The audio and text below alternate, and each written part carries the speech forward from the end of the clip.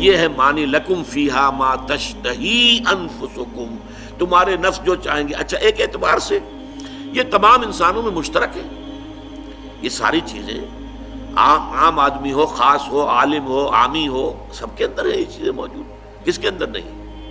لیکن اس سے اگلی بات جو ہے وَلَكُمْ فِيهَا مَا تَدَّعُونَ، اس سے آگے یہ کہ تمہیں وہاں سب کچھ ملے گا جو مانگو گے۔ یہ مانگنا جو ہے یہ ڈیپینڈ کرتا ہے آپ کے لیول آف کانشسنس پر۔ بچہ کیا مانگتا ہے؟ میں نے کئی دفعہ لطیفہ سنایا ہے، ہمارے ڈاکٹر یقین صاحب شاید موجود بھی ہوں یہاں، انہوں نے بتایا تھا کہ ایک دفعہ یہ انگلینڈ جا رہے تھے تو ان کی چھوٹی سی بچی تھی، اس نے کہا کہ ابا جان میرے لیے ایک پینسل لے کے آئیے۔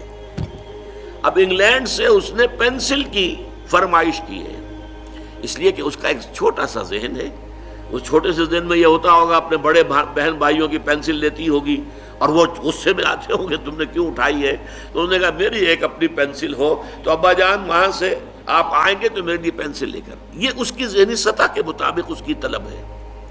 آپ بڑھتے جائیے بڑھتے جائیے بڑھتے جائیے بڑھتے جائیے تو آپ کی ذہنی سطح جتنی بلند ہوگی اسی اعتبار سے آپ کی ڈیمانڈ، تدعون، ڈیمانڈ، جو ڈیمانڈ کرو گے، جس چیز کا آرڈر کرو گے، جیسے آپ ریسٹوران میں بیٹھ کر آرڈر دیتے ہیں فلاں چیز فلاں چیز فلاں چیز، جو مانگو گے حاضر کر دیا جائے گا۔ یہ ہے در حقیقت اس نعمتوں کا تذکرہ۔ لکم فیہا ما تشتہی انفسکم ولکم فیہا ما تدعون۔ آخری جملہ یہ نوٹ کر لیجئے، اس میں جو آخری طلب ہو سکتی ہے انسان کی، اور وہ یہ صرف یہ ہوگی اللہ کا دیدار۔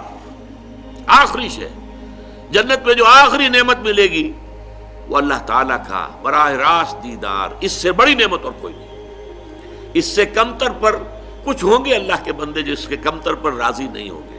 کھانا پینے کی چیزیں اور یہ لذتیں اور یہ لذتیں یہ اپنی جگہ پر ہیں، لیکن ان کی خواہش جو ہوگی اصل، اور انہیں جو تسکین حاصل ہوگی وہ اس سے ہوگی کہ اللہ تعالیٰ کا دیدار انہیں حاصل